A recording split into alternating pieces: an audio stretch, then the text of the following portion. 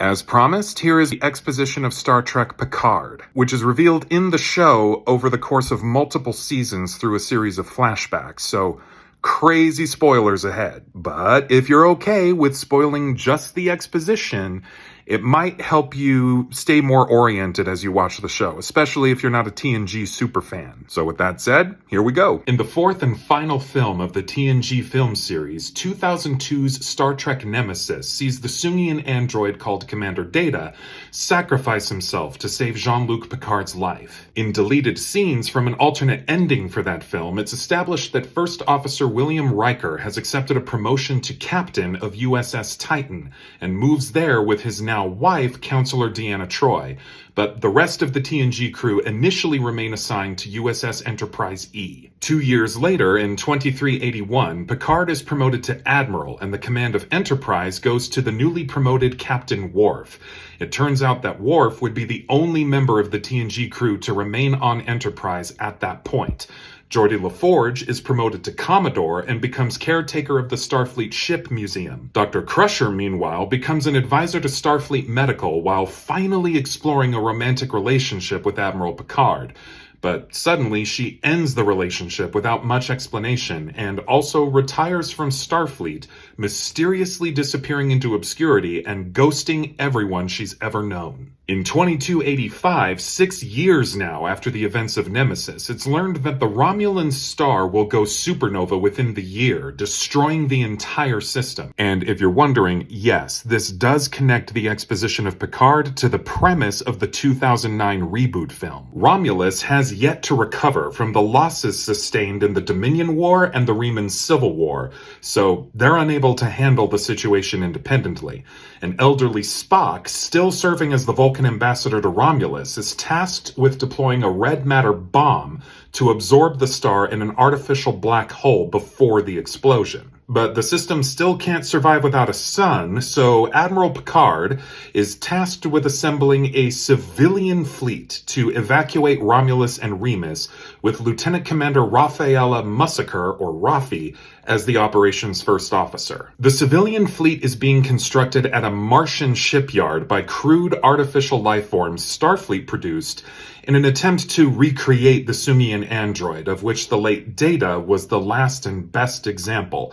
These creations have become so ubiquitous throughout the solar system that the locals have formed a new colloquial term for them: synths, that ultimately replaces the former term of androids. As ships become available, evacuations are made from Romulus to Vashti, a Federation colony near the Romulan border. Shortly after evacuations begin, the synths suddenly go rogue and cause the Martian shipyard to explode, which kills everyone and everything in the shipyard, including the synths themselves.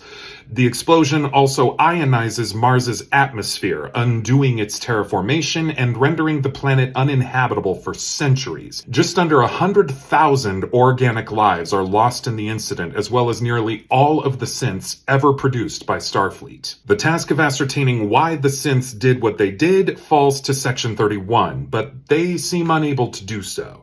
As a result, the Federation becomes paranoid and outlaws the existence and creation of all artificial life in Federation space. This renders the pursuit of recreating the Sungian android illegal, and thus Starfleet abandons the effort. Meanwhile, the destruction of the shipyard renders Picard unable to accomplish his mission to evacuate Romulus before the supernova. He pleads with the Federation Council to activate Starfleet ships for the evacuation. The Council declines, citing intelligence from Section 31 suggesting that the Romulan Tal Shiar may have orchestrated the Mars incident as a terrorist attack. Unwilling to risk any further attacks, the Federation abandons the evacuation effort, leaving the Romulans at the mercy of Ambassador Spock. In desperate protest, Picard threatens to resign if the Council refuses to activate Starfleet. The Council shocks Picard by accepting his resignation immediately and without complaint. This insults and infuriates Picard, who disavows Starfleet, saying it has strayed from its ideals and is no longer worthy of his support. This sends shockwaves throughout the organization and begins a months-long media circus. Ultimately, Ambassador Spock fails his mission. The supernova occurs just before the artificial black hole is created, and the entire system is destroyed. Billions of Romulans and Remans are lost, and Spock himself falls into the artificial black hole and gets sent back in time, establishing the Kelvin timeline. While the Federation and Romulans mourn the loss of Spock together, Romulan survivors who manage to get evacuated to Vashti form a new, unique cultural identity. Picard, meanwhile, retires to his chateau in France to make wine in obscurity with a couple of Romulan refugees. These refugees happen to be former Tal Shiar agents who swear to protect Picard for his efforts to help them. His first officer, Rafi, is devastated by the Council's decision and by Picard's resignation. Furious at them both, she also resigns her commission and disappears into the Sonoran Desert to live in isolation. While there, she develops alcoholism and a drug addiction, becoming prone to delusional paranoia. But it turns out that while Starfleet never managed to recreate the Sungian android, an underground civilian effort has not only accomplished that, but they've also improved the final result. The advancements are such that these new synths even pass bioscans as organic life, and one of them will be mysteriously compelled to seek out the elderly Jean-Luc Picard, and thus throw him headfirst into a galactic conspiracy that threatens all life in the universe. You are now fully informed and fully equipped to enjoy Star Trek Picard without quite as much disorientation, so go! Enjoy. All right, man. Of all the new stuff I've heard Trekkies talking about, this Picard show is hands down the one they got most excited about. So, may I assume that included you? I cried actual tears when Patrick Stewart announced it at a 2018 StarCon. I figured that this was probably the day to announce to you what our next Star Trek series is going to be. But I actually don't feel entirely qualified to be the one to do it. So, what I'd like to do is bring out a good friend to talk about the next one.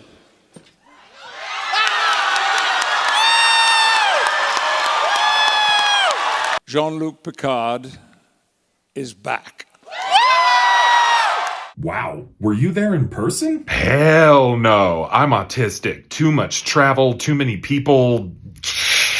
Nice. So you cried alone in your man cave. True facts, but then I ran to my wife and jumped up and down, flapping my hands while I told her about it. Really? I was 32 at the time. Yeah. Really. Why was just the announcement so meaningful to you? The short version is that TNG was the start of what's now viewed as Star Trek's first golden age, which includes DS9 and Voyager. That, plus the fact that Gene Roddenberry himself saw TNG as Star Trek's purest form, really cemented it as the gold standard to which all other forms of Star Trek are compared. And by 2018, the state of the real world and the state of Star Trek were pretty far away from that paradigm. So to hear that it was coming back was just, it was rain on dry land, bro. That's pretty great, but like who were the actual creators behind this show? Because by now we all understand the importance. Right, this is actually fascinating. So Rick Berman stepped down from the franchise in 2005, and it was controlled by the executives at Paramount. But remember how I said Alex Kurtzman helped write the reboot films and then took over as showrunner for Discovery in season 2? Yeah? Well, CBS and Paramount agreed that the franchise needed a singular overseer once again and asked Kurtzman to fill that role. He agreed to a 5-year contract that authorized him to expand the Star Trek universe, and Picard was his first move in that direction. The team he built to make it a reality consisted of Akiva Goldsman, Michael Chabon, and Kristen Beyer. All three described themselves as old-school Trekkies and had worked on Discovery in some capacity. Beyer had actually written several novels in Voyager settings, so this was basically the first time since Enterprise where the creative team already appreciated Star Trek for what it had always been. Well, that must have been reassuring, particularly for a direct sequel series. It was reassuring, but remember, nobody was aiming for a straight-up TNG sequel. Everyone agreed that the present moment needed something different, and consequently, most of the characters from TNG don't make a reappearance here, at least not in season 1. Yeah, that makes sense, even if it's a little disappointing. Hold that thought, because they still wanted to give plenty of reason for excitement, so the show also marks the return of Jerry Ryan as 7 of 9. Oh, from Voyager? The very same. There were a bunch of minor cameos too, but 7 is the only one to join the main cast. Okay, now I need to know the premise of the plot, because I was not expecting that. I know both Picard and 7 were once Borg, so that probably makes their perspectives weirdly compatible. Yes and no. Picard was never a drone. He was Locutus, a counterpart to the Queen. 7 of 9, as her name suggests, was the 7th of 9 drones functioning as adjuncts of an elite subsect of the collective known as Unimatrix 01, which was personally favored by the Queen. Also, Picard was Locutus only very briefly, and in his 50s. 7 was a drone for 24 years, from age 6 to 30, so there's overlap, but not as much as you'd think. Okay, but the plot, how did they even meet? I covered the exposition for the show in a separate video, so for time's sake, I think you should just go watch that thing and then come back. I'll wait. Cool, 1 sec. A few minutes later. Wow. Not really the warm, fuzzy nostalgia I was expecting. And also, 7 wasn't mentioned at all in that video, so I'm still waiting for the answer to my question. Okay, so Picard and some new associates encounter a black market that's trafficking synth parts and Borg components. Both are highly valuable since they come from endangered species. Wait, the Borg are endangered? Your video mentioned about the synths, but what the hell happened to the Borg? Voyager finale. Watch it. Got it. Continue. The black market has gotten so ravenous that it's now commonplace for any synths or Borg still in existence to be hunted for live harvesting. One unfortunate victim was someone 7 considered family, but 7 herself is also being hunted, obviously. Dang, well, how's she been holding up? 7 has been working as a member of a vigilante group known as the Fenris Rangers, controlling what used to be the Romulan neutral zone. Her path crosses with Picard's when they both investigate a parts dealer. Picard tracing the synth that contacted him, and 7 hunting down the people that harvested her loved one. That's badass, dude. But why isn't she in Starfleet? I thought she was like chief of astrometrics on Voyager for like 3 years or something. So then how does she become... Yeah, I already spoiled that once. Do not make me do it again. You're just gonna have to watch the show to see how she achieves what you were about to say. Okay, fine. But is that why season 3 is so particularly buzzed about? That's part of it, but it goes way deeper than that. See, Michael Chabon had served as the showrunner for the first season, but didn't want the same job for season 2, so Akiva Goldsman stepped up. But he wasn't alone.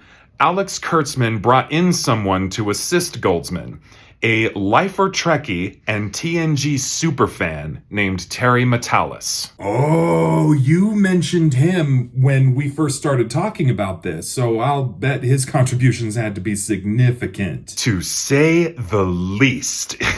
He had worked as a producer on Voyager and Enterprise, fueled by his enthusiasm and reverence for the Star Trek universe. While the entire creative team behind Picard truly appreciated Star Trek, Kurtzman could see that Matalas was next level, especially when it came to TNG. In fact, Matalas made an on-screen cameo as a crewman on Enterprise D during that weird Enterprise TNG tie-in I mentioned a while ago, and honestly, I wouldn't be shocked if that whole baffling idea was just an excuse for Metalis to make a canonical appearance in a TNG-era Starfleet uniform. Oh, he's that kind of Trekkie. Yeah, 100%. Like most Trekkies of this caliber, Metalis never fully accepted the TNG send-off that the film Nemesis was supposed to be. He and countless others always believed that those legendary characters deserved far better than that. And since all the original cast were still alive and more or less available, when Metalis took over as sole showrunner for the third season of Picard, he decided it needed to be the swan song everyone actually deserved. So season 3 reunites the old crew for one last hurrah. But even saying it like that, it hits way, way harder than you think. Like so much harder. I can't even explain. There's no time. Oh, I believe you. I remember how much buzz it created and how it, practically swept the Saturn Awards last year. And Star Trek has a lot more competition now than it did before, so that's a lot. God, season 3 must have been really exciting for all you Trekkies. It was probably the most excited I've ever gotten about any piece of media in my entire adult life. I am that guy. And if you ask me, Terry Metalis was exactly the kind of creative force this franchise needed right when it needed him most. And he sure as hell better be involved in as many future projects as possible if Kurtzman is a half-decent strategist. Man, I am genuinely happy the long-term fans like you got to have that after 20-some years of hit-or-miss entries. So, what's next in the release order? Oh, that would be Star Trek's return to animation. The series called Lower Decks. Animation, huh? That sounds interesting. Just wait till you hear about the koala.